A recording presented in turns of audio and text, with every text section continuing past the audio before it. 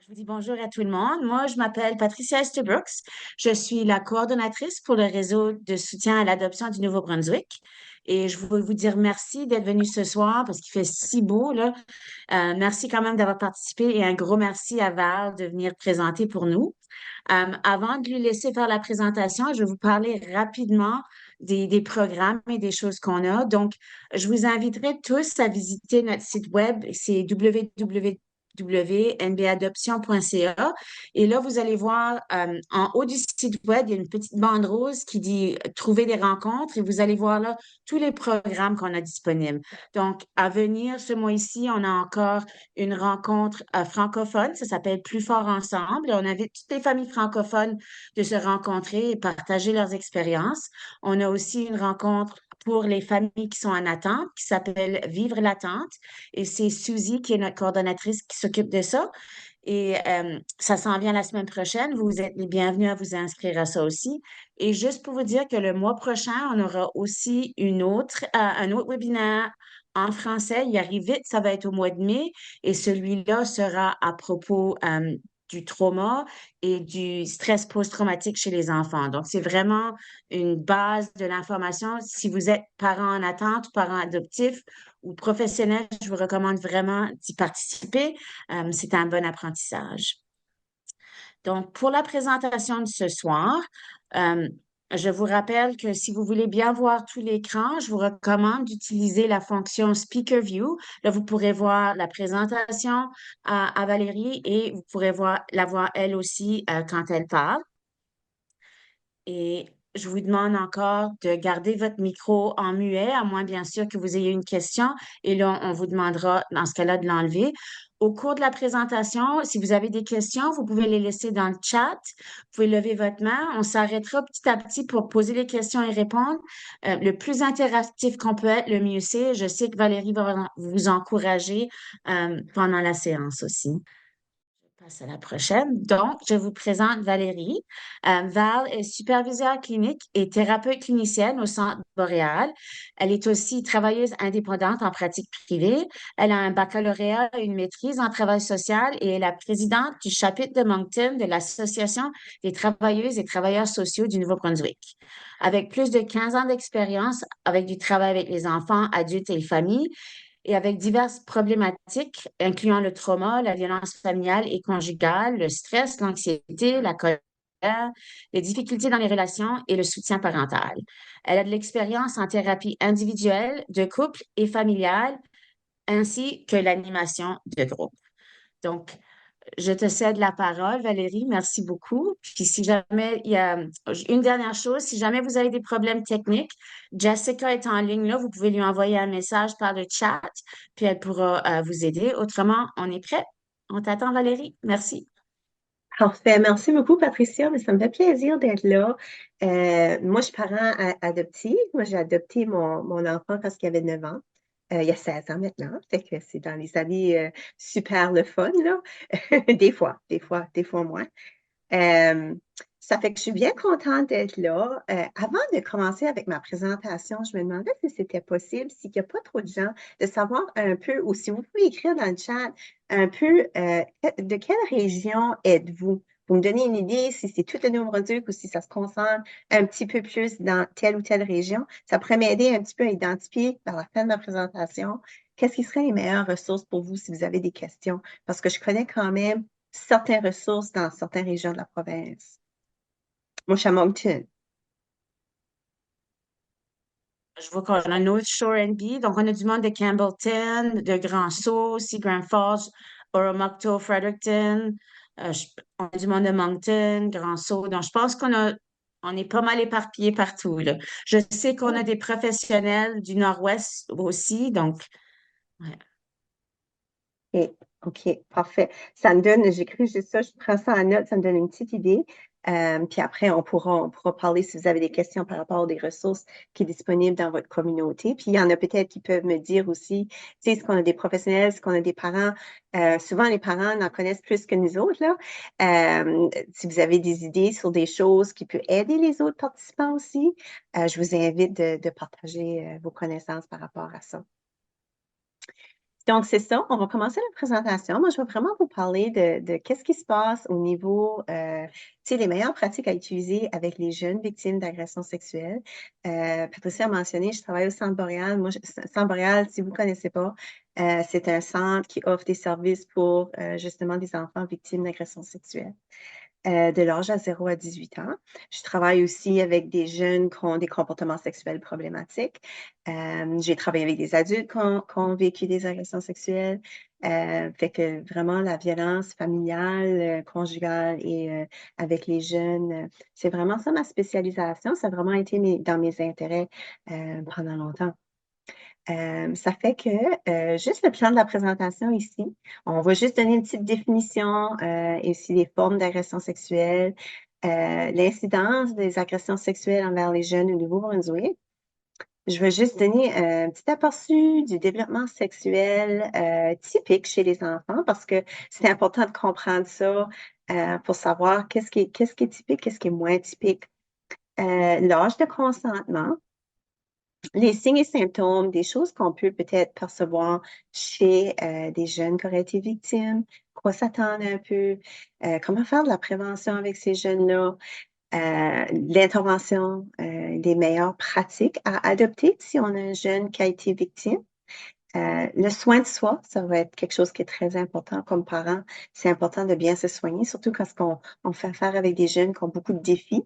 Puis on va terminer avec des ressources. Donc, pour une définition d'agression sexuelle, je sais que la plupart des gens savent c'est quoi une agression sexuelle, mais juste si les gens sont un peu moins connaissants de peut-être le jargon un peu légal. Donc, au niveau de la loi, on considère 3 niveaux d'agression sexuelle. Le niveau 1, c'est des formes où il y a comme pas de blessure corporelle. Donc, la personne n'a pas des marques sur elle. Donc, c'est des voies de fait commises par des circonstances sexuelles. Il y a quand même atteinte à l'intégrité sexuelle de la victime.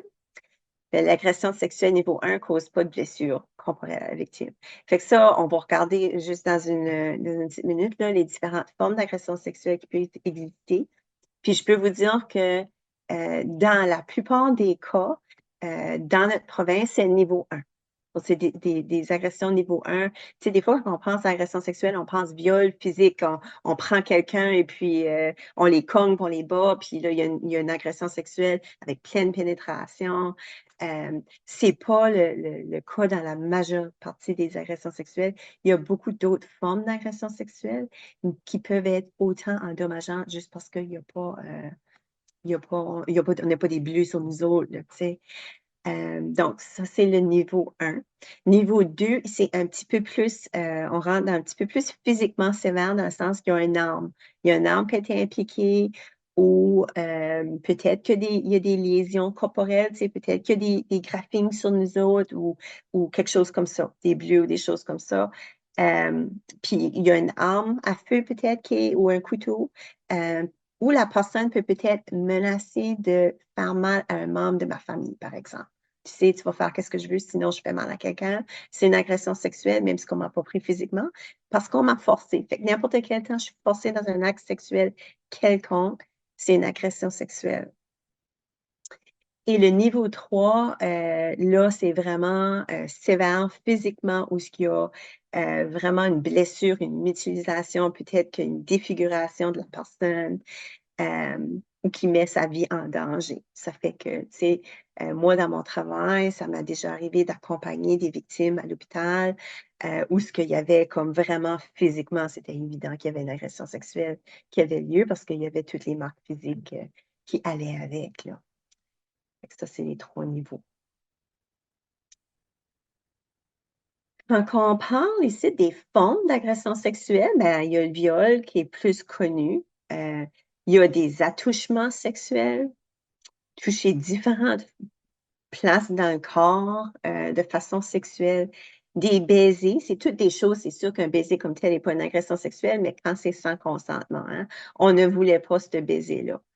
Des contacts avec la bouche et la langue sur les parties génitaux quand ce que c'est pas voulu. Puis c'est une agression sexuelle, même si que la personne dit oui, mais qu'elle se sent obligée. Tu sais, ou le silence, c'est une agression sexuelle, tu sais. Ou par exemple, on va regarder les âges de consentement.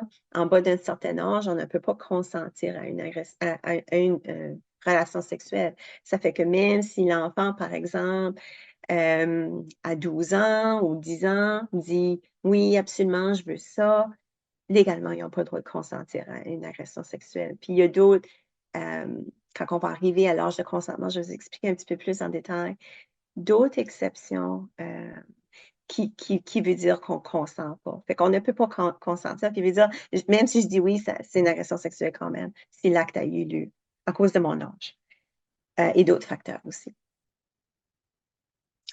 Euh, Forcer de visionner de la pornographie, ça fait que visionner de la pornographie en bas de l'âge de 18 ans n'est pas légal de toute façon.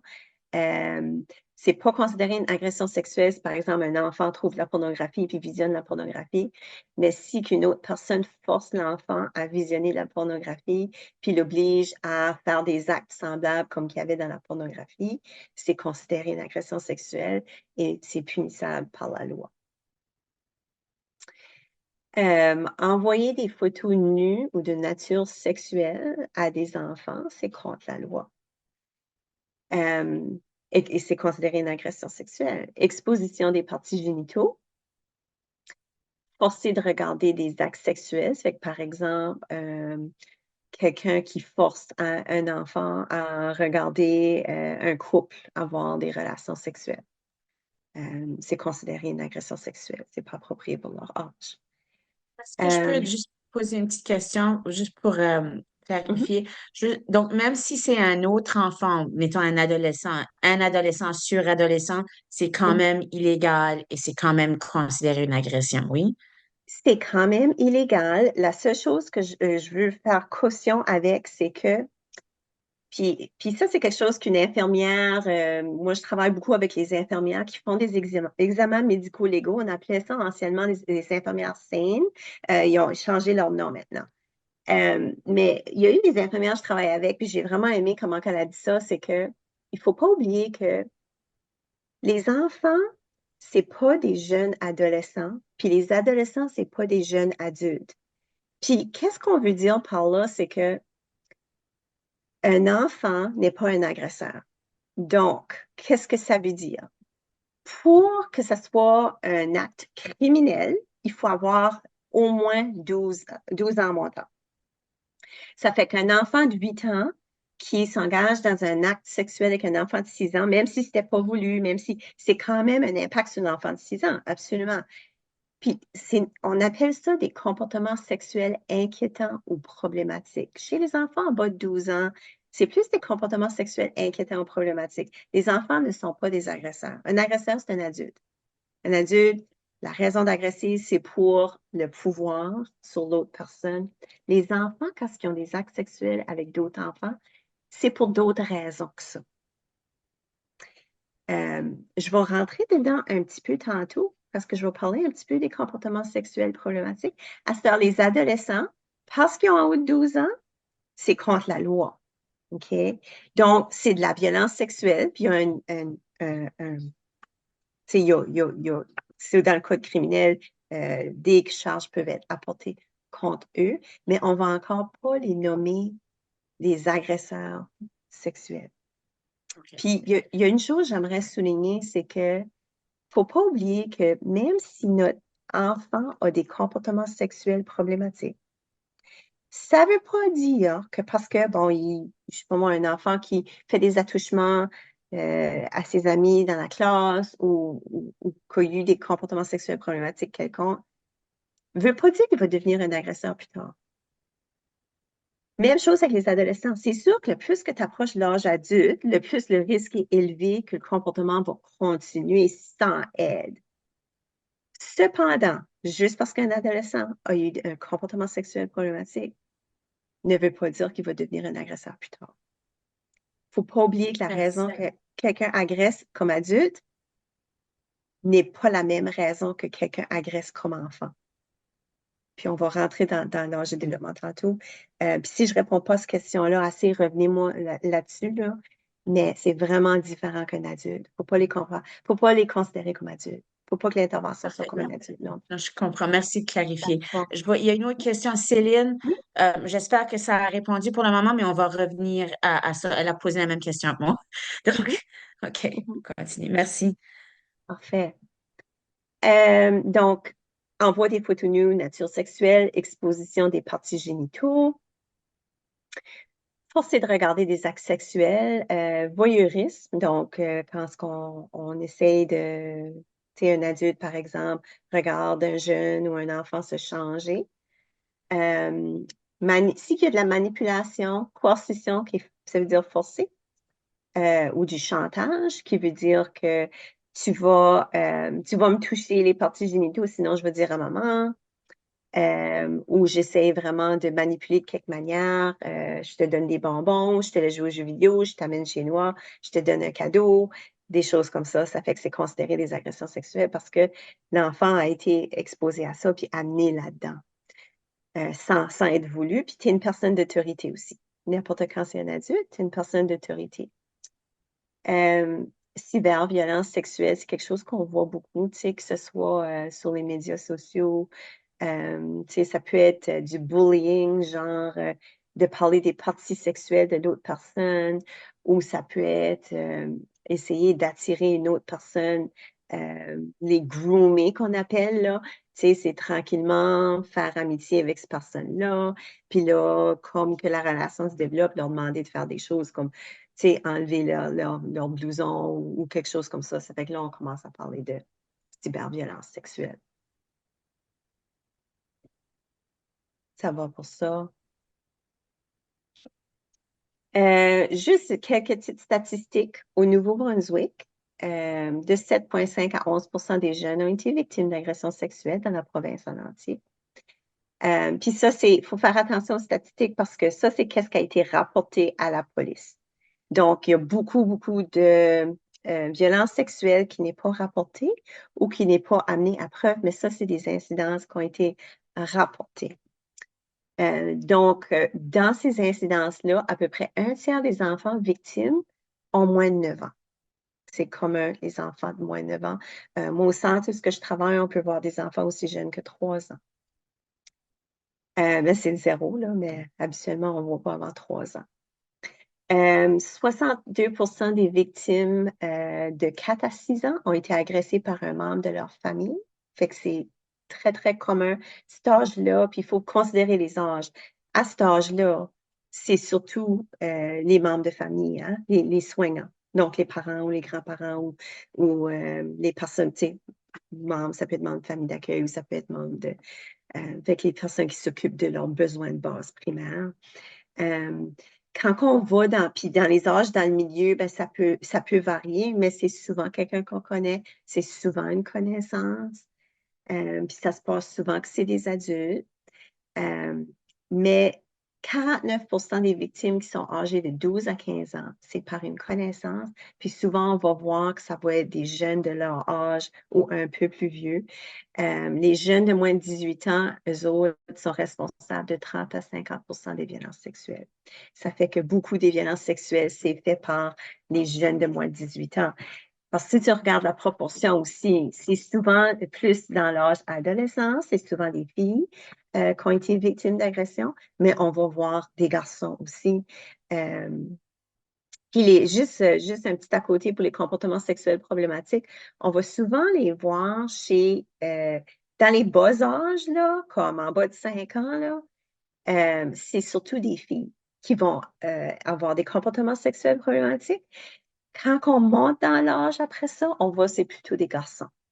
Ça fait que dans les plus jeunes âges, souvent comme moi je vois des enfants 5 ans par exemple, puis il y a eu des comportements sexuels problématiques d'une 5 ans vers une autre 5 ans. Puis c'est souvent des filles. Fait que, tu sais, le mythe, si vous voulez, que c'est juste des garçons, c'est pas vrai. On le voit souvent chez les filles aussi. Mais l'adolescence, on voit plus des garçons qui ont tendance à être des personnes qui ont eu les comportements problématiques, là. On a quelqu'un qui demande si les statistiques, c'est dans une année ou de façon générale. Ça, c'est dans une année que ça a été pris, là. Je crois que c'est 2019, ces statistiques-là. Là. Ouais. OK, Mhm. merci.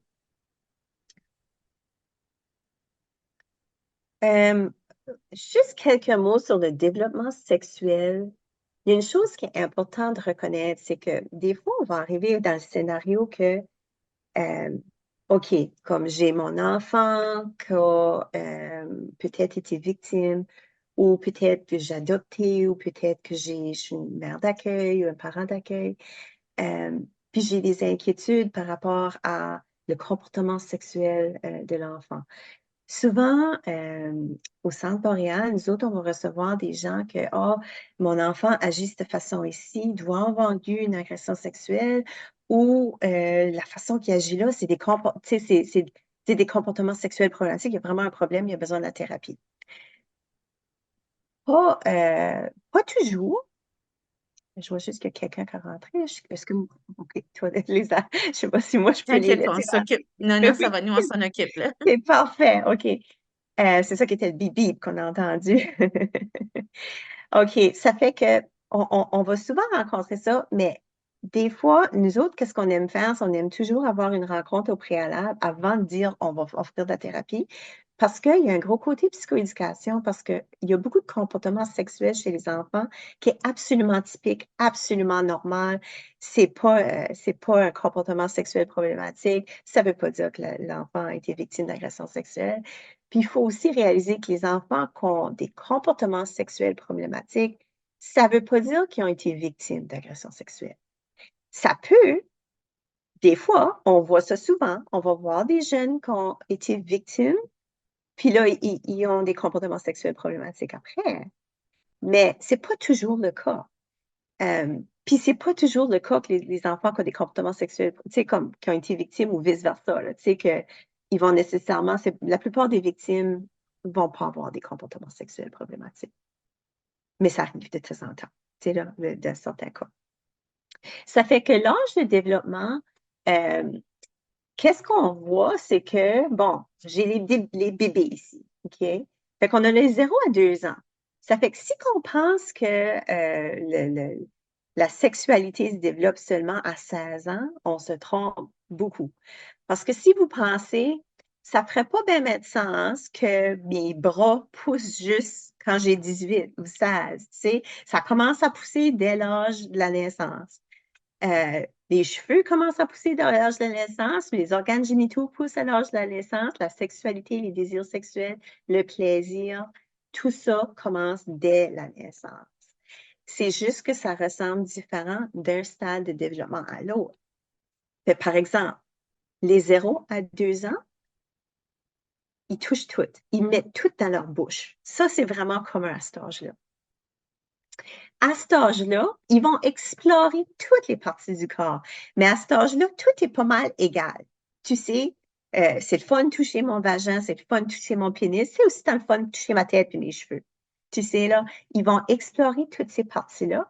Puis oui, ils vont avoir du plaisir quand ils vont se toucher les organes génitaux. C'est pas un plaisir comme d'érotisation, de fantasme. J'ai rêvé avoir une relation sexuelle. C'est pas comme ça. C'est simplement, c'est physique. C'est, je touche une partie de mon corps, j'aime ça, ça fait du bien. Fait que des fois, tu vas voir des bébés qui ont toujours les mains dans les couches. Pourquoi? Ben, c'est parce que ça fait du bien. À cet âge-là, ils vont explorer beaucoup, là.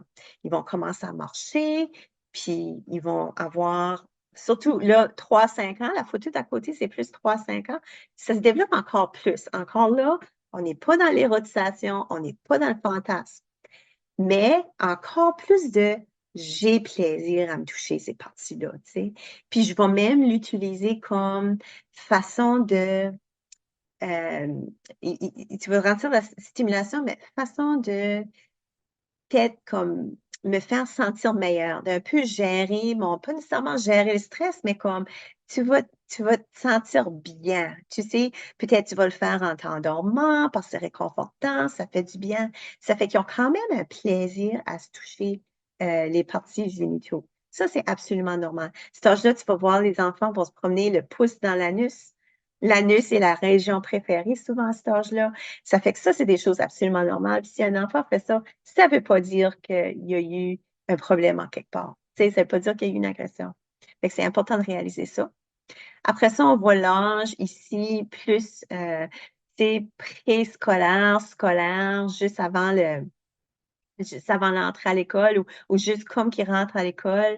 Là, bon, il va commencer à avoir beaucoup plus de questions aux parents. Fait que ça, c'est toutes des choses typiques. Ils vont discuter, ils connaissent comme 20 mots sexuels. Fait que, tu sais, même si les enfants disent beaucoup, beaucoup de mots sexuels, ça ne veut pas dire qu'ils ont vécu une agression ou qu'il y a quelque chose de mauvais qui se passe, là. Euh, Puis là, la préadolescence, la prochaine photo, là, on va voir, ça va être l'exploration, ça va être des baisers, ça va être vraiment, il y a beaucoup plus de choses qui se passent. Puis il y a beaucoup, ils ont accès aux médias sociaux, ils ont accès à l'Internet. Ça fait que là, il y a un danger, un risque pour accéder à la pornographie. Fait que, parce qu'à cet âge-là, ils sont bien curieux, ils veulent savoir c'est quoi. Fait qu'ils veulent en savoir de plus en plus comme qu'ils grandissent. Puis c'est sûr qu'à l'adolescence, on s'attend, ils veulent se séparer des parents, ils veulent leur indépendance. Puis c'est ce temps-là qu'ils ont des relations sexuelles, même si on ne voudrait pas. C'est ce temps-là que ça se passe, tu sais. Ça fait que à partir de 13 ans, 12, 13 ans, ça fait que ça, c'est typique. Quand on parle de comportement sexuel problématique ou agression sexuelle, c'est quand est-ce que c'est pas typique pour leur âge. Tu sais, fait que si par exemple j'ai ma 3 à 5 ans, puis ça c'est en pensant 3 à 5 ans, là, c'est l'âge où le développement sexuel est le plus prononcé. On a tendance à croire que c'est à l'adolescence, c'est pas à l'adolescence du tout. L'adolescence, c'est simplement une continuité de ce qui a déjà commencé. Euh, Ils vont faire l'acte peut-être au complet, mais c'est à 3 à 5 ans que ça se développe le plus. Ils vont essayer de te pogner dans la salle de bain, ils vont essayer de regarder, ils ne connaissent pas les frontières. Fait qu'il y a beaucoup d'apprentissage à faire au niveau de la sexualité à cet âge-là. Fait que ça, c'est juste des choses importantes à comprendre pour le développement sexuel. OK. L'âge de consentement. Je vais juste prendre une petite gorgée ici.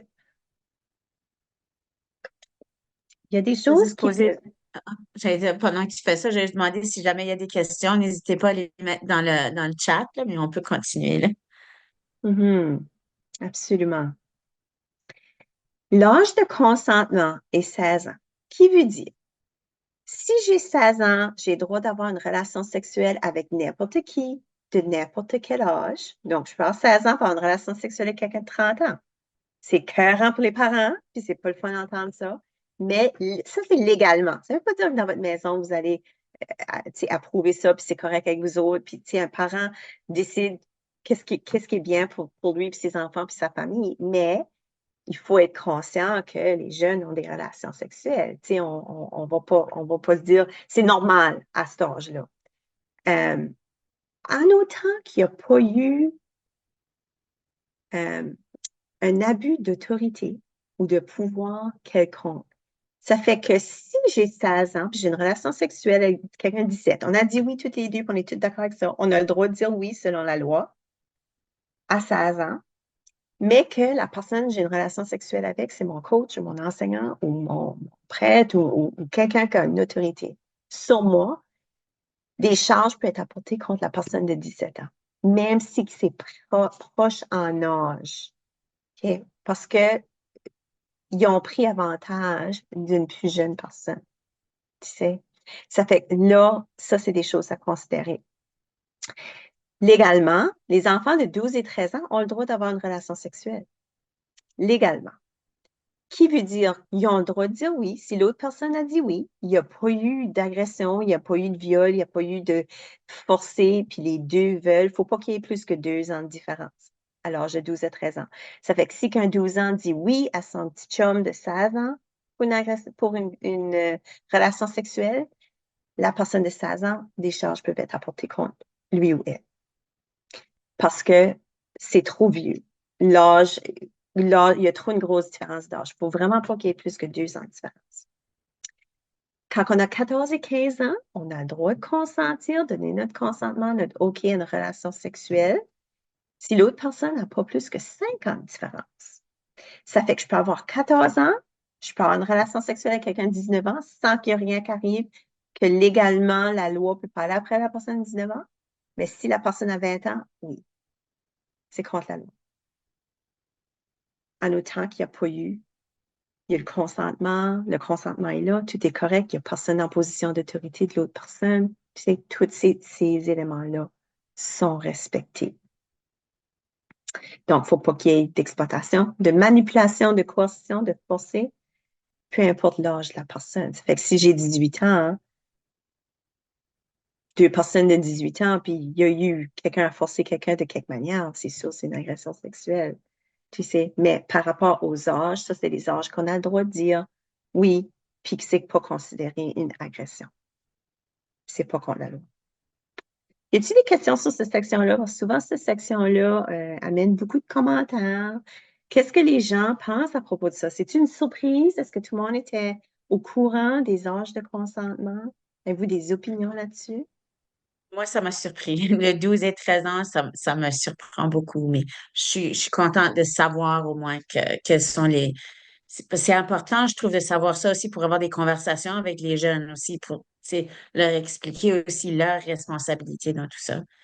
Est-ce Mhm. qu'il y a il y aurait quelqu'un qui a une question qui voudrait la mettre dans le chat? Je pense qu'on est correct pour le moment. On reviendra aussi à la fin.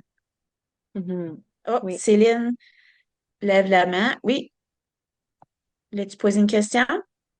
Oui, j'ai- je travaille dans le milieu scolaire, là, puis ça- il y a beaucoup de questions qui me viennent en tête là, à ces sujets-là. On a eu différentes situations, là. Euh, c'est ça, moi aussi, 12 13 ans, ça m'a beaucoup surpris parce que je pense que c'est mes 5 6 7e année.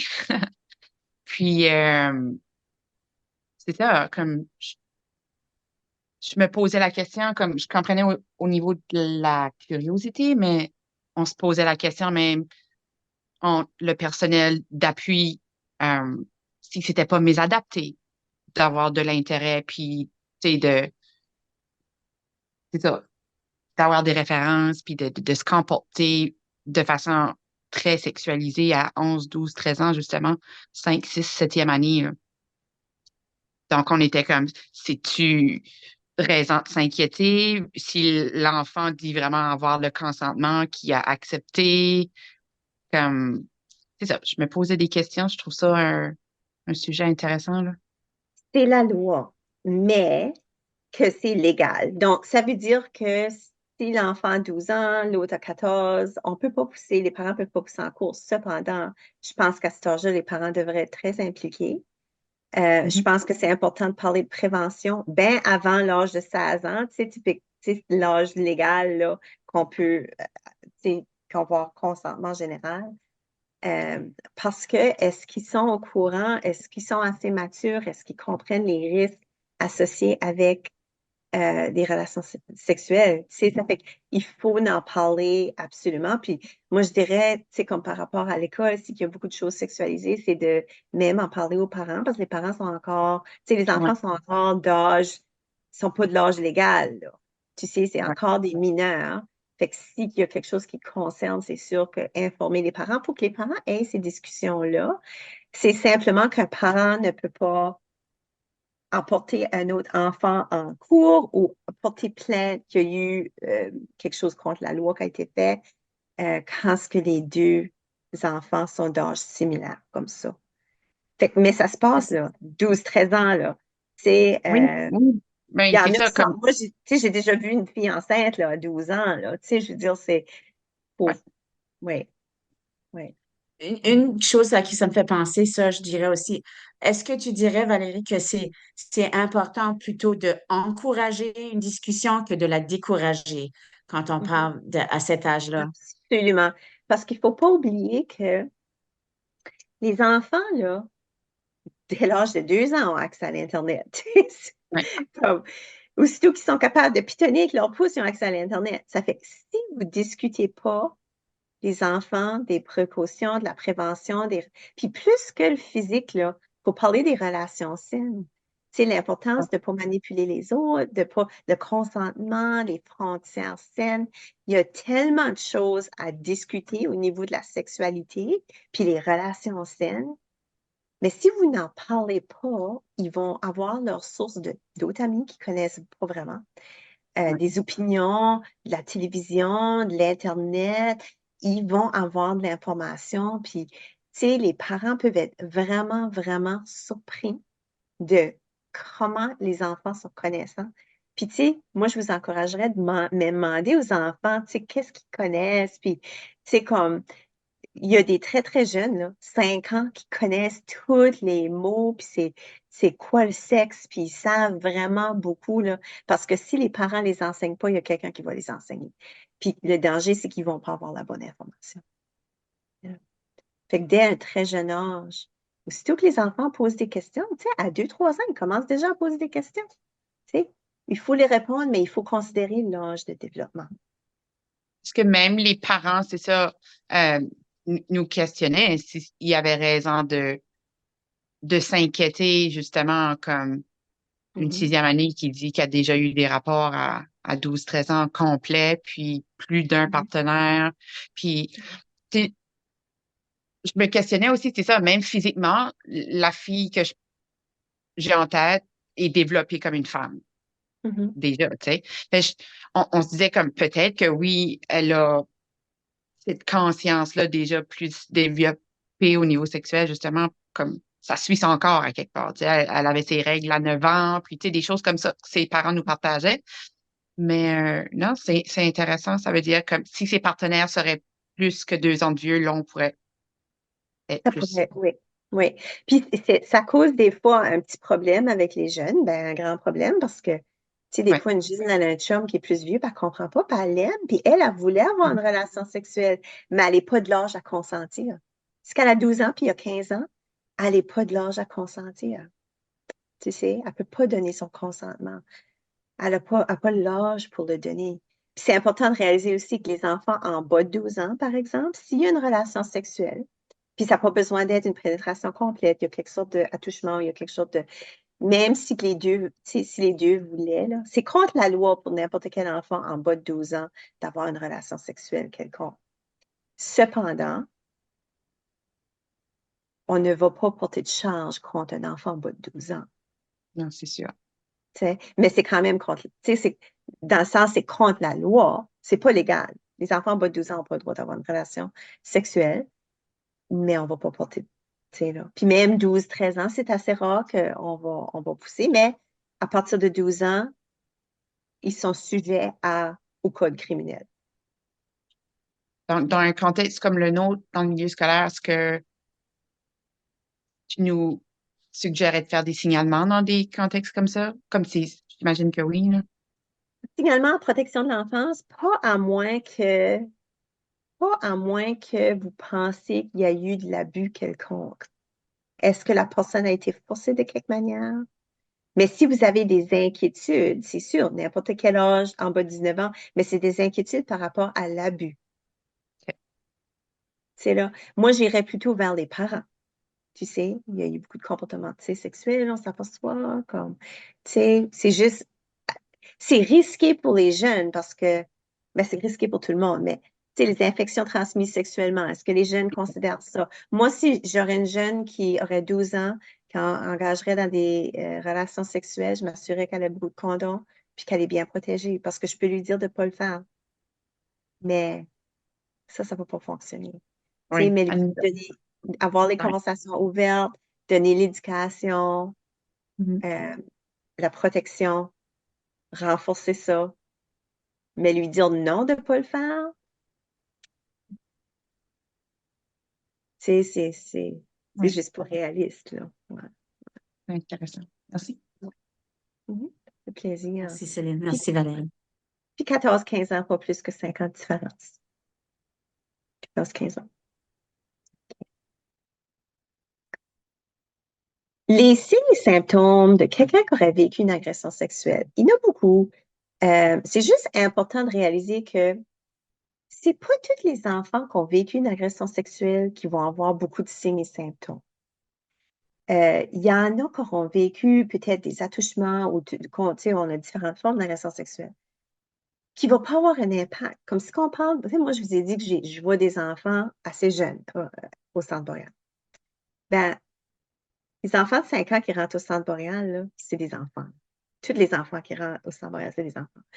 Ils s'amusent, ils jouent. On a des stagiaires, des fois, qui viennent, là, des stagiaires en travail social, puis, tu sais, ils sont surprises parce qu'ils s'attendaient de rentrer, parce que c'est un beau centre. Si jamais vous avez la chance de voir ce centre-là, c'est accueillant, c'est peinturé pour les enfants, on a des jeux, on joue plein de jeux avec eux autres, c'est de la thérapie par le jeu aussi.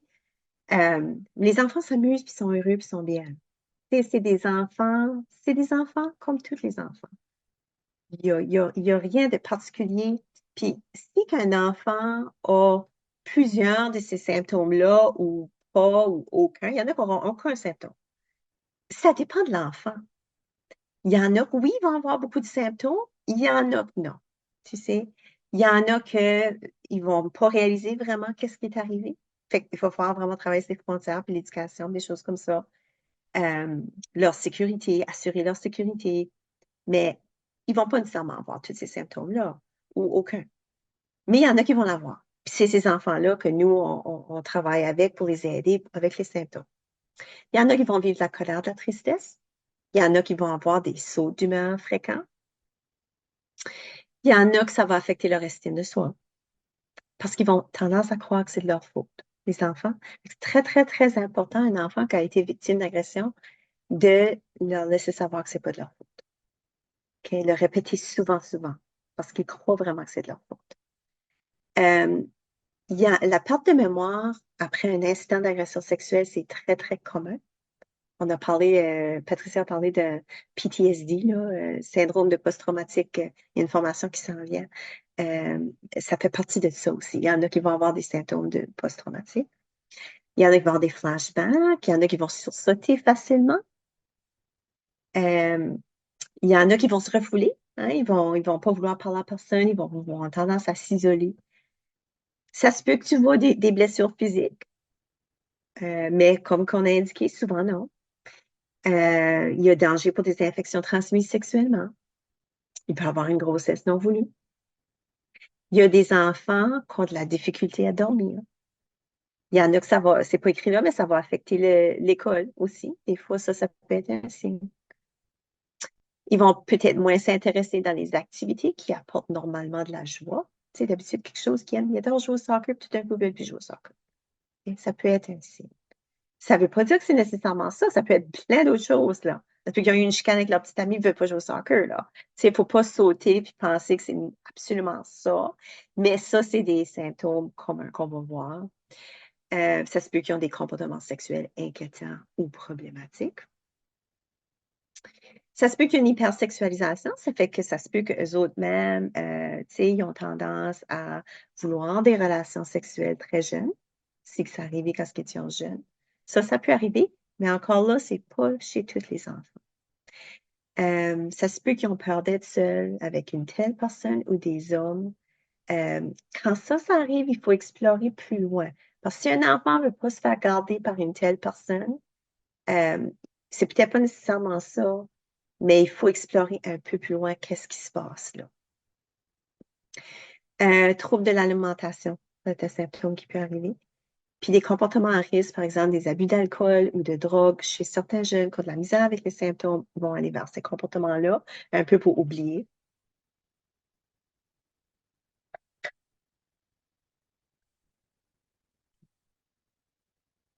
Pas de questions là-dessus. Ça va.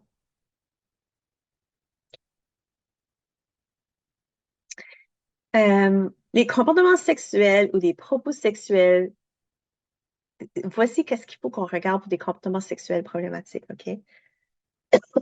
Pardon. Si que l'enfant a des comportements sexuels, des propos sexuels qui sont inappropriés selon son âge de développement, il faut vraiment regarder l'âge de développement. C'est pour ça que je voulais qu'on jette un coup d'œil au début, parce qu'il y a des comportements sexuels qui sont absolument normaux, là. Tu sais, vous trouvez 2 enfants de 3 ans en train de jouer au docteur, cachés tu sais, une garde-robe quelque part. C'est pas un comportement sexuel problématique. Il faut faire de l'éducation, tu sais, il faut parler qu'est-ce qui est approprié, qu'est-ce qui n'est pas approprié, absolument. Mais ça ne veut pas dire qu'il ne faut pas corriger l'enfant, mais c'est des comportements normaux selon l'âge de développement. C'est normal qu'à cet âge-là. Tu sais, c'est normal, le jeune de 10, 11, 12 ans qui va aller regarder de la pornographie. S'il a accès à une tablette puis il est curieux sur la sexualité, il va aller voir, OK? C'est pas une déviance sexuelle, là. Oui, ça prend de l'éducation, puis ça prend un soutien parental, puis avoir, tu sais, comme, tu sais, vérifier qu'il y a quelque chose comme que l'enfant n'a pas accès à tout, là, parce qu'ils vont aller sur tout, là, à cet âge-là. Tu sais, ils vont aller voir toutes sortes de choses. Faut pas, tu sais, mais c'est normal pour leur âge de développement. OK? Ça devient problématique quand c'est à répétition, puis même après l'intervention d'un enfant, d'un adulte. Là, ça devient problématique. Donc, aussi, si les comportements sexuels peuvent nuire ou avoir des conséquences sévères sur l'enfant ou le jeune ou d'autres personnes. Parce que des fois, ces comportements-là peuvent nuire à la personne, hein. Vous avez un enfant, par exemple, bon, les attouchements, c'est un peu normal. Vouloir se toucher, encore là, on va avoir 5 ans, vouloir se toucher. Mais par exemple, si on commence à mettre des objets dans notre vagin, là, il y a peut-être des inquiétudes. Ça, c'est pas typique pour cet âge-là. Puis d'habitude, quand il y a des comportements comme ça, c'est que ça a été appris en quelque part ou ça a été vu. Ça fait que soit ça a été vu sur l'Internet ou en personne ou en quelque part. T'sais. Ou peut-être c'est quelqu'un qui nous a fait ce geste-là, puis on a envie, on se dit, ah, ça faisait du bien, c'était comme stimulant, moi encore, je vais faire ça de nouveau. La personne a probablement du plaisir, là. Ça fait que c'est pas toujours traumatique pour les enfants. Des fois, c'est comme, ah, cette personne-là faisait ça. Ils ont tendance à croire que ce que les adultes font. Des fois, le trauma vient plus tard. Puis comme qu'on vieillit, puis qu'on sait que c'est pas correct, c'est sûr, ça vient nous déranger plus.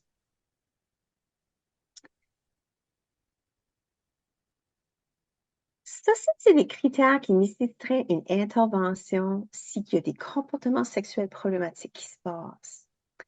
S'il y a un écart d'âge de plus de 2 ans, de grandeur, de statut, voulant dire comme il y a une personne qui a une autorité sur l'autre, il y a plus que 2 ans de différence, surtout quand on parle des enfants en bas de 12 ans, là, c'est plus inquiétant. Parce que jouer au docteur entre 2 enfants de 3 ans, c'est normal. Mais jouer au docteur avec un enfant de 3 ans et un enfant de 8 ans, ce n'est pas. OK? Il y a trop un écart d'âge.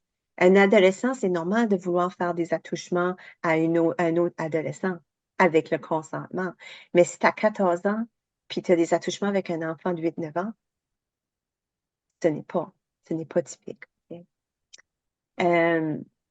Il y a des menaces, des pressions, des contraintes de quelque sorte. On a un problème.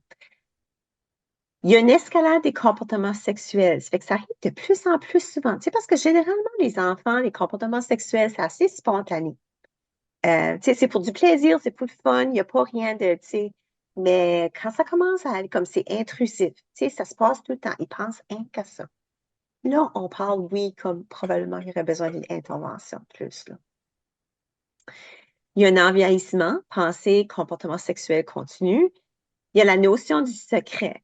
Ça fait que si tu sais, tu trouves 2 enfants dans la garde-robe, mais il n'y a pas de secret, il n'y a pas de, tu sais, on réalisait même pas que on n'aurait pas dû faire ça. On n'a pas un grand problème là. L'éducation va probablement être assez, un parent parlant à son enfant de qu'est-ce qui est correct, les frontières, ça va probablement être assez. Mais si on parle de quelqu'un qui dit à une autre personne, garde le secret, là, c'est plus inquiétant. C'est qu'il y a des émotions négatives de rattacher. Il y a une personne qui se sent triste, qui se sent inconfortable, ça les fait yark, ils sont pas bien, ils ont peur. Ces émotions inconfortables-là, c'est un indice qu'il y a quelque chose qui ne va pas. Fait que là, ça prendrait une intervention.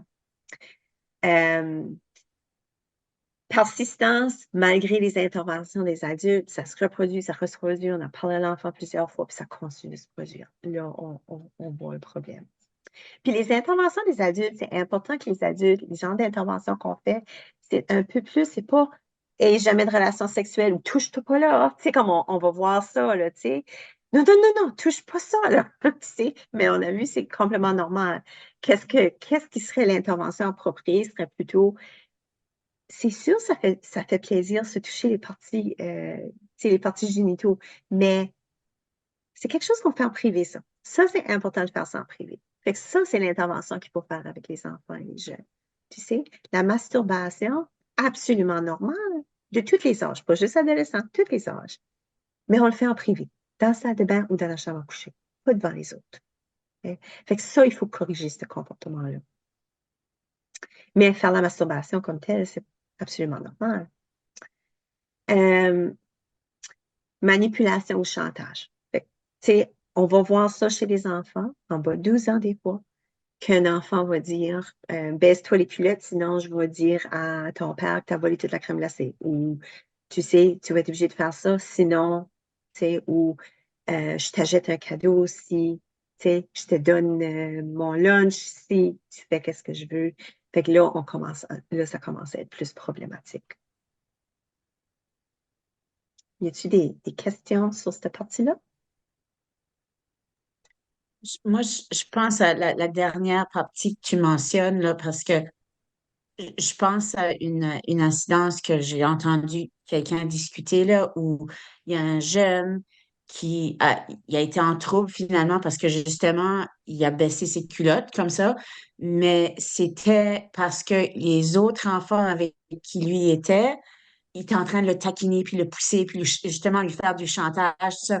Donc, dans le, dans l'environnement scolaire ou tu sais, avec les garderies et tout ça, comment est-ce qu'on peut s'assurer que si quelque chose comme ça arrive, qu'on gère bien les deux bords de l'équation, comme l'enfant qui a finalement fait l'acte, mais pourquoi est-ce qu'il a été fait comme, tu sais, c'est pour ça que je pense que tu parles qu'à cet âge-là, il n'y a pas d'agresseur, il faut gérer toute la situation, c'est ça? Oui. OK. Oui. Parce que je trouve que c'est facile comme quand tu es l'adulte responsable, de tout de suite sauter sur, oh, c'est la personne qui s'est exposée qui est l'agresseur, mais c'est pas nécessairement ça, oui. Non. Puis il faut réaliser aussi si c'est un incident qui est arrivé une fois ou c'est un incident qui arrive à répétition. Puis est-ce qu'on a eu de l'intervention de l'adulte? Ça continue d'arriver. Et qu'est-ce qui se passe dans cette instance-là? Tu sais, moi, je me pose la question, cet enfant-là, ben, ça se peut que quelqu'un l'a stompé de le faire. Puis à cet âge-là, à ces âges-là, c'est comme normal d'essayer différentes choses. Tu sais, des fois, on peut faire le comique, ça fait qu'on se frotte le pénis contre le poteau pour faire rire tout le monde. Tu sais, ça fait c'est quoi les raisons? C'est comme il faut regarder c'est quoi les raisons derrière le comportement. Puis, mais il faut faire de l'éducation, il faut parler à ce jeune-là. Puis, si ça se répète, c'est sûr que là, il faut mettre des interventions en place. Là, il Et tu faut dirais que vraiment, oui. est-ce que tu dirais que la première intervention est plus douce parce que c'est plus comme une exploration pour voir, pour comprendre la situation, c'est ça? Absolument, absolument. Puis avec les comportements sexuels problématiques, c'est important aussi que si ça se répète, de expliquer à l'enfant qu'est-ce qui va arriver si ça se répète, OK? Parce que leur expliquer qu'un règlement a été brisé. Comme s'il y avait volé quelque chose, un règlement a été brisé, il y a une conséquence. S'il y a un comportement sexuel problématique, si c'est la première fois que ça arrive, puis on sait c'est assez innocent, il a baissé ses culottes ou quelque chose comme ça, on veut peut-être pas sauter à la conséquence, mais on veut à ce moment-là dire si ça se produit de nouveau, il va y avoir une conséquence. Puis si ça se produit de nouveau, c'est juste. Puis il faut jamais dire à l'enfant, tu sais, comme, qu'est-ce que tu as fait là? Tu sais, comme, faut pas. Faut se calmer, premièrement, comme adulte. Puis je vais parler un petit peu de soin de soi tantôt, ça se calmer avant. Mais laisser savoir à l'enfant qu'il y a un règlement qui a été brisé. Puis parce qu'il y a un règlement qui a été brisé, il va y avoir une conséquence. Tu sais. La conséquence doit être naturelle. Puis des fois, la conséquence, c'est, par exemple, je vais chez, parce qu'il y a des jeunes qui savent là, que c'est pas correct. Là. Tu sais, puis je pense que si vous parlez de, tu sais, qu'on parle d'enfants de 3 ans, il y a quelque chose qui arrive, mais là, les autres, ils ne savent pas. Là. Mais comme comment vieillissant, là, ils savent là, que le comportement n'est pas correct. S'ils savent que le comportement n'est pas correct, il devrait avoir une conséquence rattachée. Puis la conséquence devrait devenir plus sévère si que ça se reproduit. Euh, Mais il ne faut pas rester trop dans les conséquences extrêmes, là, parce qu'il faut rester plus dans l'éducation, dans la sensibilisation. Puis la conséquence n'a pas besoin d'être extrême. La conséquence peut être, par exemple, tu as fait un mauvais geste, tu as brisé un règlement, tu savais que ça, c'était pas correct. Qu'est-ce que tu as fait là? Comme par exemple d'un enfant plus âgé. La conséquence, c'est que le jeu est fini. On s'en va à la maison. Tu sais, tu es en train de jouer avec des amis, c'est fini. Tu as fait quelque chose qui n'est pas correct. Donc, voici la conséquence. Je t'aime encore, par exemple. Tu sais, on va régler ça ensemble, puis on va parler de d'autres options, tu sais. Mais il faut que quelque chose soit fait. Puis si ça se reproduit, mais là, il faut aller pour de l'aide un peu plus loin, si que le parent ne peut pas gérer la situation par eux-mêmes, là, tu sais. Oui. Il y a une autre question, Céline qui pose la question, elle dit, est-ce que pour les critères qui nécessitent une intervention, est-ce que les enfants qui s'exposent ou cherchent à montrer le pénis, quoi que ce soit, est-ce que ça, c'est une critère à considérer? C'est typique à un certain âge, mais c'est typique chez les très jeunes. Tu es là, à 3 ans, là, ils veulent explorer. Jusqu'à 5 ans, 3, 5 ans, là, ils aiment ça se regarder nu dans le miroir, ils aiment ça se promener tout nu, mais ils ne réalisent pas les frontières à cet âge-là. Fait qu'il faut faire de l'éducation à cet âge-là. Si ce même comportement-là est en train de se passer chez un plus vieux que ça, là, c'est problématique. Oui, Y avait-tu Céline? une autre? Oui, excuse-moi. Hey, je trouve ça super intéressant. Puis, justement, parce que je suis dans le milieu scolaire, puis mon rôle est comme gestion de comportement. Puis, je suis mentor en mieux-être dans le district francophone du Sud. Puis, je trouve les sujets intéressants parce que c'est justement je suis quand même assez nouvelle dans mon rôle. Puis, c'est des comportements qu'on a observés, puis que parfois on vient me consulter à ce niveau-là. Euh, mais c'est ça, comme des situations, comme je te disais.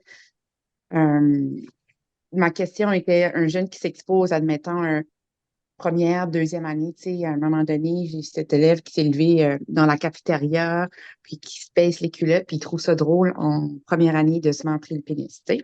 Puis là, on intervient, puis là, on essaie de le faire avec l'éducation, puis là, c'est comme, as-tu comme un genre de protocole à nous conseiller au niveau de nos interventions, comme, OK, premièrement, on fait de l'éducation, ensuite, comme au niveau des conséquences, comme, comment on devrait procéder dans ce genre de Mhm. discussion-là? Mais à cet âge-là, c'est moins typique d'avoir un comportement comme ça. À l'âge de 8, 9 ans, habituellement, c'est pas un geste qu'on fait. Fait que ça, c'est problématique. Puis s'il y a quelque chose envers d'autres, comme se montrer, c'est une chose, ça, il faut intervenir immédiatement, il faut en Oui. discuter aux parents, puis il va peut-être falloir aller plus loin si le comportement se répète. Tu sais, c'est sûr qu'il faut amener le jeune de côté, puis peut-être l'amener parler au principal, tu sais, lui indiquer Mhm. que, tu sais, c'est pas correct. Puis si ça se continue, c'est sûr qu'il faut aller vers une intervention un peu plus approfondie. Puis il faut pas oublier aussi que n'importe quel temps qu'il y a n'importe quelle forme d'agression sexuelle envers un enfant en bas de l'âge de 19 ans, il faut le rapporter au ministère du Développement social. C'est, eux autres, ils vont prendre la détermination parce que des fois, on est comme, ben, je suis pas sûre que ça vaut la peine qu'ils s'impliquent, mais c'est pas à nous de décider. Même, comme moi, je travaille social, mais, puis j'ai déjà travaillé en protection d'enfants, puis je connais assez bien ça, mais même là, c'est pas à moi de décider. Moi, ma job, c'est juste les informer de ce qui est arrivé, puis ils vont peut-être dire non, on ne s'implique pas pour ça, ou ils vont peut-être dire OK, on va discuter avec la famille. C'est notre devoir professionnel. Ça, c'est la première chose qu'on doit faire. Puis les parents, tu sais, parce que les parents doivent intervenir, puis les parents doivent être au courant, puis euh, ça implique aussi beaucoup d'autres jeunes. Tu sais, comme je suis un petit peu, c'est sûr que le fait de s'exposer ouvertement à toute une classe, par exemple, pour moi, ça a moins une incidence qu'aller à une personne typiquement. Tu sais. Parce que ça peut avoir une incidence sur cette personne-là. Parce qu'il ne faut pas oublier que même si c'est des enfants, puis que c'est des comportements sexuels problématiques, les conséquences sur la victime, la personne qui a été l'autre côté, là, tu sais, peuvent être aussi graves, là. Tu sais, parce que ça ne dérange pas de l'âge, là. Tu sais, que la personne qui m'a agressé a 16 ans, 18 ans, 20 ans ou 12 ans, moi, ça va avoir un impact sur moi. Tu sais. Ça fait que ça, c'est vraiment important de considérer aussi, là. C'est ça, je pense que c'est important quand on est, tu sais, quand tu vois, je sais pas, je parle le mot le witness en français, mais si tu vois comme ça quelque chose qui se passe entre deux jeunes, c'est important que l'intervention se fasse avec les deux jeunes, pas juste un. Parce que sais, il y a Mhm. quelqu'un qui aurait peut-être besoin qu'on lui discute un peu, puis qu'on le calme, puis ou de la thérapie ou quoi que ce soit. Mais de l'autre Mhm. bord, c'est la même chose. Donc, c'est ça qui est important, je pense, surtout au niveau scolaire, de savoir que il faut continuer avec les deux, pas juste la personne qui, tu sais, qui est Oui. en trouble. Non, c'est ça, parce que l'autre personne a peut-être des conséquences graves, elle a peut-être besoin de soutien. Tu sais, je veux dire, moi, j'ai déjà vu un enfant, 5 ans, c'était son ami de 5 ans, puis elle a été traumatisée, là, elle ne dormait pas, ça l'a vraiment dérangée, tu sais, mais elle a eu besoin de l'intervention. Fait qu'on a fait un bout de chemin d'intervention, ça va beaucoup mieux maintenant. Il ne faut pas oublier que l'intervention fonctionne vraiment, là. Puis c'est pas toujours, tu sais, on n'a pas des solutions, tu sais, comme les thérapeutes ont des limites. Tu sais, il y a chez certains jeunes que ça prend plus longtemps.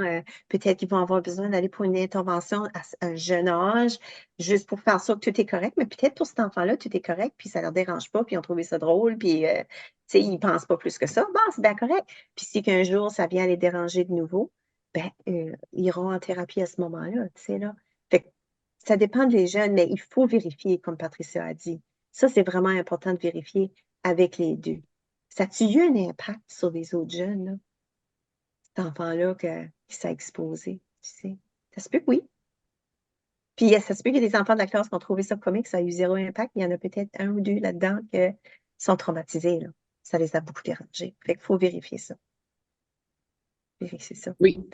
Je Mhm. sais que j'allais avec comme un exemple spécifique, là. Euh, c'est juste que là, j'ai le spécialiste, je vais la consulter. Euh, mais tu sais, comme dans un contexte comme ça, où il s'est exposé à 3, 4 reprises, puis on a fait des interventions, on a essayé de discuter, de faire de l'éducation, impliquer les parents, puis comme Mhm. impliquer la travailleuse sociale scolaire, puis comme c'est ça. Puis là, après ça, veut pas, il y a des répercussions. On a des parents qui nous appellent, ben mon enfant a dit à soir que un tel a montré son pénis à toute l'école. Puis tu sais, comme Mhm. on essaie d'avoir comme comment gérer ça de façon individuelle ou en groupe ou Oui. Il ne faut pas oublier que chez certains enfants, si le comportement se poursuit, malgré les interventions, malgré les conséquences qui ont été mises en place, il faut essayer différentes choses. Tu sais, on a peut-être impliqué le développement social ou on a peut-être impliqué les parents. La sécurité avant tout. Il y a certains enfants qui vont continuer les comportements sexuels problématiques, donc ça demande une surveillance de plus. Tu sais, je sais que c'est pas toujours évident, mais il y a certains enfants, puis j'ai déjà vu certains enfants ont besoin d'une aide enseignante pour les suivre en tout temps, puis ils peuvent pas être laissés tout seuls avec d'autres enfants parce qu'ils vont faire des comportements sexuels problématiques. OK? Fait que dans certains cas, ça c'est nécessaire. Tu sais, là. C'est fortement recommandé. Parce que sinon, tu mets à risque tous les enfants en espérant que cet enfant-là va pas. Puis souvent, ces mesures-là sont temporaires. Tu sais, jusqu'à ce que l'enfant a la chance de poursuivre en thérapie, jusqu'à ce qu'il a la chance de changer les comportements. Peut-être qu'il n'aime pas ça se faire surveiller tout le temps. Mais il faut comprendre que c'est ça la conséquence de continuer d'avoir des comportements sexuels problématiques. Il faut apprendre autrement. C'est- Céline dit merci. Je vois, Jean-Denis, avais-tu une question? Je vois juste que ton micro est ouvert, là, mais si tu n'en as pas, c'est correct, là, c'est juste pour voir. Non? OK, on dirait que c'est bon. Oh, pardon? J'ai juste dit, excusez, c'est une erreur. Ah, OK, non, c'est correct. Je voulais juste faire ça, que si tu avais une question, on te la posait, là. Euh, ça va, merci Valérie. ben, prévention. Fait que c'est sûr, la prévention, c'est vraiment important. Fait que si pour prévenir les agressions sexuelles, le danger sexuel, discuter des frontières, ça c'est sûr. Ça, c'est quelque chose qui est vraiment important. Tu sais, l'enfant qui a 3 ans ou 5 ans, qui fait quelque chose d'inapproprié, il faut lui laisser savoir, tu sais, parce qu'ils ne savent pas, là. Tu sais, les enfants, on est là pour leur apprendre. Comme qu'on leur apprend de regarder les deux côtés avant de traverser la rue, on doit leur apprendre que même si ça nous tente, on ne peut pas juste aller toucher le pénis à papa. C'est là, ça fait que, il faut leur apprendre ces comportements-là. Euh, Répondre aux questions des enfants. Parler ouvertement de la sexualité, on a mentionné ça au tout début, là. Est-ce qu'on doit en parler? Oui, absolument. À travers tout le stade. Mais il faut considérer l'âge de développement de l'enfant. Vous n'allez pas arriver à un enfant de 3 ans les laisser vous regarder avoir sexe avec votre conjoint, parler de tout, tu sais, comme tous les détails. C'est pas nécessaire à cet âge-là, puis ça peut les traumatiser davantage s'ils sont exposés trop jeunes. Faut faire l'exposition, la discussion selon l'âge de développement. À cet âge-là, il va y avoir des questions souvent sur le pipi, d'où est-ce que ça vient, là, tu réponds à leurs questions, dans des mots simples. Puis les enfants, généralement, vont nous laisser savoir quand ils sont prêts. Euh, tu sais, si on s'aperçoit que juste dire le mot, je me souviens, mon garçon, là, tu sais, à 8-9 ans, tu disais le mot pénis, puis mais utiliser le bon, on parle d'un pénis, moi je vais appeler ça un pénis, j'appelle pas ça un pipi. Ouais. Puis être une travailleuse sociale, c'est normal aussi. Puis moi, c'est mon domaine de travail. Ça fait que, tu sais, j'utilise les bons termes. Mais là, maintenant, je ne peux plus le faire taire à propos de la sexualité, le 16 ans. Puis, nous autres, on est très ouverts dans notre famille. C'est pas tout le monde qui a ce niveau de confort-là. Puis ça, c'est absolument comprenable. Moi, quand je vous recommande, si vous êtes un peu moins à l'aise, c'est d'aller chercher des livres. Il y a des livres spécifiques à différents âges de développement pour discuter avec les enfants. Mais il faut considérer l'âge de développement. Il ne faut pas les exposer trop rapidement. Il ne faut pas les laisser regarder de la pornographie trop jeune. Puis, c'est là, oui, répondre à leurs questions, absolument. Mais si les enfants n'ont pas posé les questions, des fois, c'est comme oui, on parle de sexualité, puis tu sais, qu'on doit respecter les frontières, on ne doit pas aller toucher les parties génitaux à personne sans leur permission. Dire ça à un enfant de n'importe quel âge est correct, là, tu sais. Mais c'est juste parler de sexe tout le temps, toujours être exposé à nous, par exemple, on a des jouets sexuels. C'est trop jeune, tu sais, c'est trop jeune. Les enfants n'ont pas à être exposés à ces choses-là. Ça, c'est faut que ça reste privé. Tu sais, ça fait ça sonne peut-être comme du bon sens, mais des fois, on n'y pense pas comme parents. C'est notre style de vie. Tu sais, on a toutes sortes de personnes on a toutes sortes de vies, puis on a le droit à nos vies sexuelles, mais ça, faut quand même s'assurer que c'est pas trop vite pour les enfants. You know? Ça fait que ça, c'est vraiment important de considérer l'âge de développement. Parler à l'enfant des différentes formes de violence sexuelle et de la loi. Ça, c'est vraiment important à un jeune âge. Attendez pas qu'il ait 16 ans, parce qu'à partir de 12 ans, ils peuvent être portés plainte contre la loi. Puis ça se peut qu'il y ait eu un comportement sexuel, le développement social a été impliqué. Ils doivent faire une entrevue, ils doivent rencontrer l'enfant. Puis il ne faut pas avoir peur non plus de les contacter, développement social. Leur objectif n'est pas d'enlever un enfant de sa famille. Leur objectif est vraiment d'assurer que tout le monde est en sécurité. Fait qu'ils vont rencontrer l'enfant, voir, par exemple, une personne qui a été victime d'agression sexuelle, est-ce qu'il y a eu un impact? Tu sais, qu'est-ce qui est arrivé? Ils vont poser les questions à l'enfant qui a eu les comportements. Puis souvent, les enfants sont assez honnêtes avec ça. Oui, c'est vrai, oui, j'ai fait ça. Tu sais, ça fait que c'est pas, ça va pas, l'enfant va pas aller en prison parce qu'il y a eu un comportement sexuel, mais sauf qu'il faut qu'il y ait une intervention. C'est ça, c'est vraiment important. C'est sûr, c'est qu'il est plus vieux. En haut de 12 ans, on sait qu'est-ce qu'on fait. Hein? C'est qu'on on a des comportements sexuels, c'est que on sait qu'est-ce qu'on fait, puis c'est pas la sexualité qui est mauvaise. La sexualité est normale et saine, mais le faire sans le consentement de l'autre, ça oui, par exemple, c'est une autre histoire. Puis mettre des mesures de protection sur les appareils électroniques, ça c'est vraiment important. Limiter l'accès inapproprié à l'Internet. Il faut vraiment considérer l'âge de la jeune personne. Ça va pour celle-là? OK. Je pense qu'on est bien, oui. Je vais juste te dire, il est 9h moins 20, Valérie, donc on a comme une vingtaine de minutes avant de commencer à poser des questions, là, juste pour te laisser savoir, là. Mhm. Intervention et meilleure pratique. Juste des recommandations ici, c'est mettre l'emphase sur la sécurité avant tout. Fait que ça, c'est le plus important. Des fois, il va y avoir des comportements sexuels problématiques ou des agressions sexuelles entre des enfants de la même famille. Ça peut arriver frères et sœurs, peut-être dans une famille d'accueil, une famille adoptive, peu importe les familles. Foyer de soins, ça peut, tu sais, quand c'est sous le même toit, là. Puis c'est sûr qu'on veut absolument, absolument aider le jeune qui a eu des comportements sexuels problématiques, mais il faut regarder encore là aux conséquences que ça peut avoir sur l'autre jeune. Puis la sécurité passe avant. Puis c'est sûr qu'il faut regarder les raisons du pourquoi. Il faut tu sais, on va, l'intervention avec un professionnel va souvent dévoiler ces raisons-là. Pourquoi qu'un jeune a des comportements sexuels problématiques. Des fois, c'est pour avoir de l'attention, des fois, c'est pour faire rire, des fois, c'est parce qu'on a été victime. Tu sais, il faut explorer tout ça, tu sais. Puis je pense que c'est difficile pour un parent d'explorer tout ça, mais des fois, si que ça se reproduit, ça veut dire qu'il y a un problème parce qu'il faut regarder, pas nécessairement le pourquoi, mais qu'est-ce qui le maintient? Qu'est-ce qui se passe que ça se passe encore, là? C'est là. Fait que ça, c'est la question vraiment importante à poser. Mais peut-être la personne, c'est qu'elle veut un lien avec l'autre, mais ça, c'est pas prioritaire. La priorité, c'est la sécurité.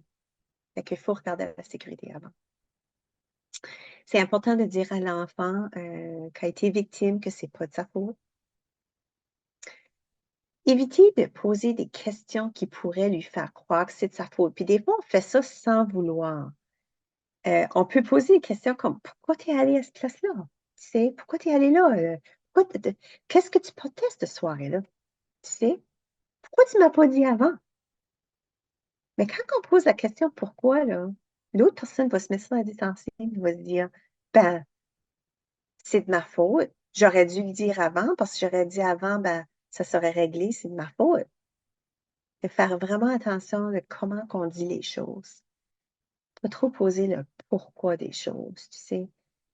Qu'est-ce que tu portais, ça ne dérange pas si la personne était flambant nue. Une agression sexuelle, c'est pas légal puis c'est pas correct. Tu sais. Fait qu'il n'y a rien que l'autre personne faisait qui n'était pas correct, là. Tu sais. Lui dire souvent, souvent que c'est pas de sa faute. Hein. Une fois suffit pas, il faut lui dire souvent. Félicite l'enfant pour l'avoir dit si c'est un dévoilement volontaire. Ça prend beaucoup de courage pour les enfants de le dire. C'est assez rare qu'un enfant va dire ça, puis c'est pas vrai. Et ça arrive, par exemple, c'est possible, là. Mais des fois, il y en a, on a déjà vu, tu sais, comme des enfants qui cherchaient simplement de l'attention, qui ont décidé de faire croire qu'il y a quelque chose qui va arriver. Mais c'est rare. C'est rare que ça arrive. Explique à l'enfant que c'était nécessaire de savoir pour éviter que le comportement se poursuive. Qu'on veut juste assurer la sécurité de tout le monde. Tu sais, si par exemple, ça arrive en juste un scénario, un frère et une sœur. Le frère, c'est un adolescent, la fille est plus jeune. Pour des raisons de sécurité, parce que ça ne peut pas arrêter, il faut que le frère s'en va pour un bout. Ce n'est pas toujours le cas. Souvent, la plupart du temps, la personne n'a pas besoin de quitter le foyer. Mais ça, disons que c'est vraiment sévère, puis il faut quitter le foyer. Ça n'a pas besoin d'être pour toujours, tu sais, puis il faut rassurer la personne. Puis, parce que la personne qui a été victime va peut-être penser, ben, c'est de ma faute, il est parti. Tu sais, elle va se mettre le blâme. Ça fait ça, c'est important d'adresser ça. Malgré que c'est difficile comme parent ou comme personne qui s'occupe d'un enfant qui a été victime, c'est important de respecter la confidentialité de ce jeune-là. Moi, je vous dirais, si vous allez en parler à quelqu'un, faites sûr que c'est quelqu'un qui va garder le secret, garder la confidentialité, pas dire l'histoire à l'enfant parce que c'est son histoire. Par exemple, vous adoptez ou vous avez une famille, un enfant en famille d'accueil, les voisins n'ont pas besoin de savoir qu'est-ce qui s'est passé. OK? Seul temps que je dirais que c'est correct de partager ça, c'est que si ça a à faire avec la sécurité, fait que des fois, peut-être l'école a besoin de savoir parce que peut-être qu'il y a un risque pour d'autres enfants à l'école. Fait que là, l'école aurait besoin de savoir, mais l'école n'a pas nécessairement toujours besoin de savoir. Ça dépend. Ça dépend de la circonstance. Ça dépend de qu'est-ce qui se passe. Est-ce que la sécurité, soit du jeune qui a fait les attouchements ou le jeune qui a été touché, est en jeu? Là, d'autres personnes ont besoin de savoir. Puis peut-être que moi, comme parent, j'ai peut-être besoin du soutien. Ça fait qu'aller parler à une thérapeute, c'est correct. Ou peut-être que je veux parler, limiter les personnes à qui je dirais. Par exemple, je suis très, très proche à un membre de famille, puis j'ai envie de leur dire ça. Mais il faut prendre en considération comment sa famille va réagir. Est-ce que ça va causer plus de mal, de tort que de bien? Fait que si c'est pour du soutien, OK, mais est-ce que c'est vraiment une personne qui va vous soutenir? Fait qu'il faut vraiment prendre ça en considération pour maintenir la confidentialité de la jeune personne. Retour à la routine aussi rapidement que possible. Parce que des fois, quand on vit un trauma comme ça, Des fois, c'est même plus difficile pour les parents. Fait que là, on est dans notre peine, on pense à ça continuellement. Mais le plus vite que vous rentrez dans une routine chez le jeune, parce que le message qu'il faut donner à la jeune qui a été victime d'une agression sexuelle, c'est que oui, c'est terrible ce qui t'est arrivé, puis c'était pas de ta faute. Mais c'est pas toute ta vie. T'es pas brisé, là. Tu sais, child is not broken, comme t'es pas brisé. L'agression sexuelle décrit pas toute ta vie. C'est une incidence terrible, oui, qui est arrivée dans ta vie, puis t'as été malchanceux, puis c'est pas correct, puis tu l'as pas mérité, mais c'est quelque chose qui est arrivé. C'est juste un événement qui est arrivé dans plein de bonnes choses qui vont t'arriver dans ta vie. Tu sais, ça te décrit pas comme personne.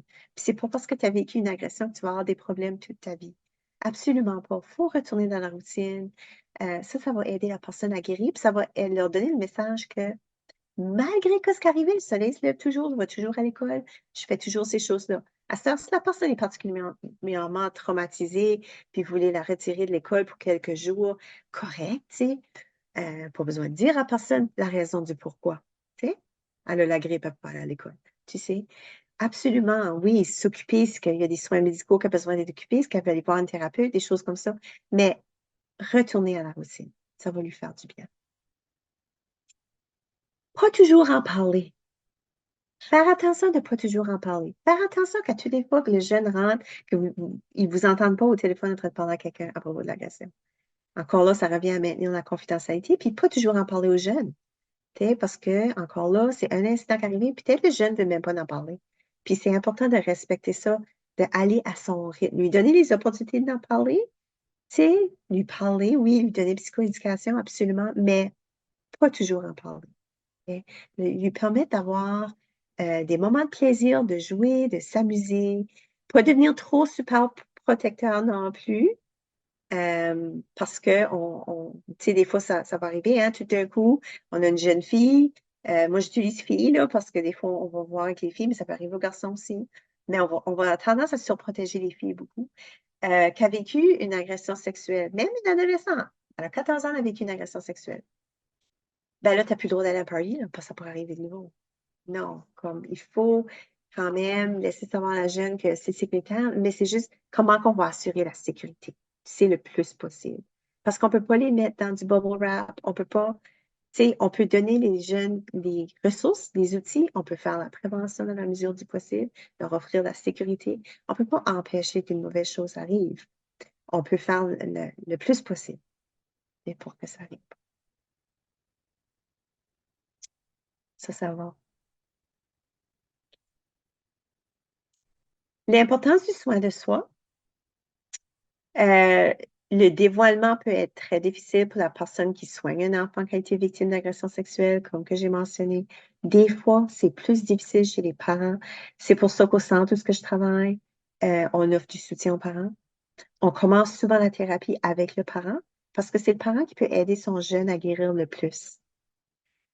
Fait qu'il y a beaucoup de stratégies parentales, puis des fois, il faut faire les choses un petit peu différemment parce qu'on est face à une agression sexuelle. Mais tout en faisant les choses qui vont être pour le meilleur intérêt de l'enfant. Mais le parent a besoin de soutien. Pourquoi s'occuper de soi? Ben, pour avoir de l'énergie pour pouvoir ensuite s'occuper de notre enfant. Parce que si nous autres, on est absolument traumatisés sur ce qui est arrivé, ça va être difficile pour nous autres de donner un bon soutien à notre enfant, à notre jeune. Puis des fois, ça arrive qu'une personne a été agressée sexuellement, un enfant. Puis le parent a été peut-être victime d'une agression sexuelle lui-même quand il était plus jeune ou à un certain âge.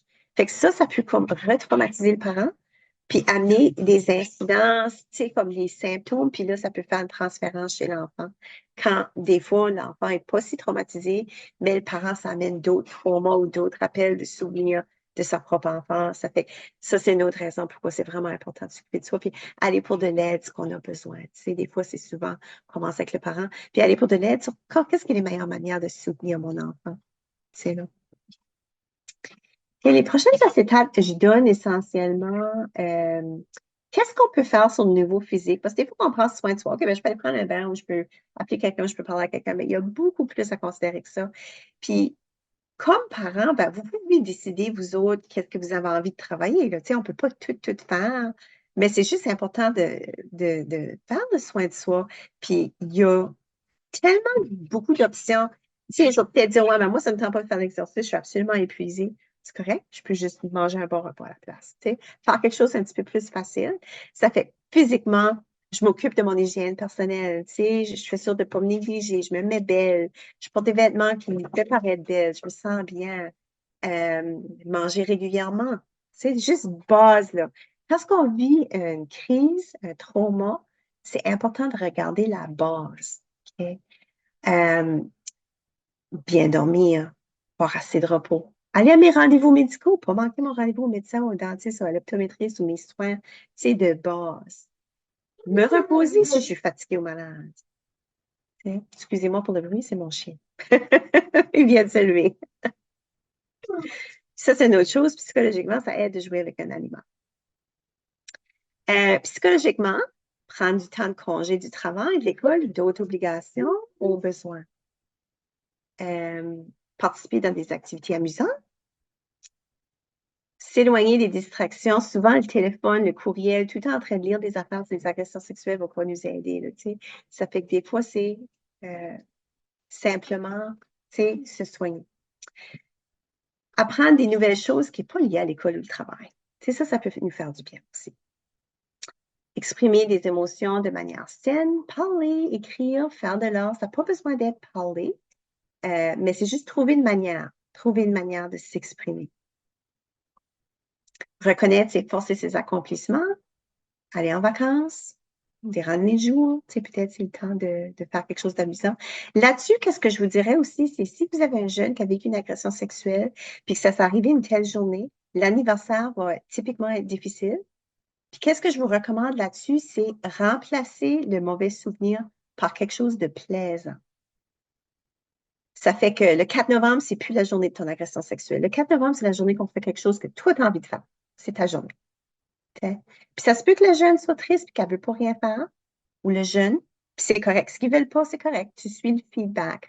Mais c'est peut-être comme, ben, je peux-tu comme parler à l'école, puis on va au Magic Mountain, ou ben, peut-être pas au mois de novembre, mais on va prendre une crème glacée, écouter un film. Oui, absolument.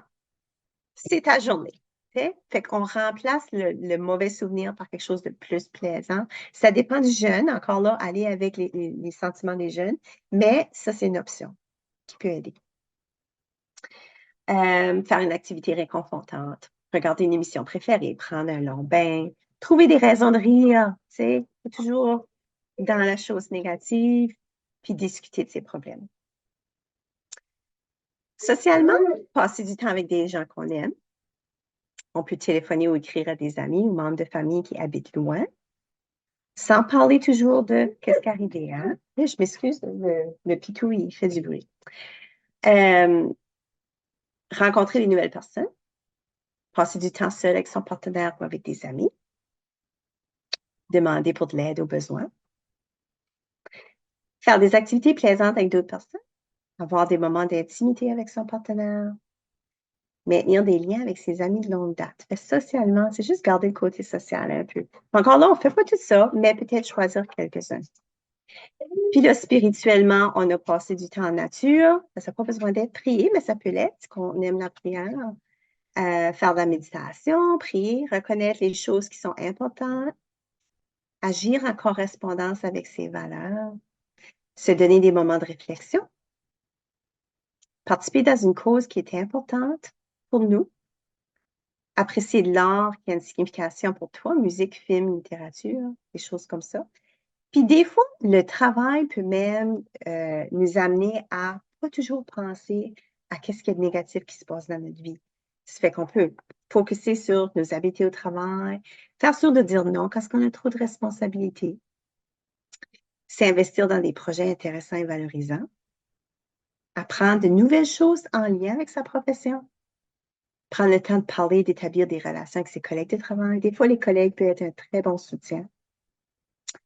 Prendre des pauses, maintenir un équilibre entre sa vie personnelle et professionnelle. Ça fait que si vous voulez que les enfants apprennent sur les frontières, il faut que vous appreniez sur les frontières vous-même en premier.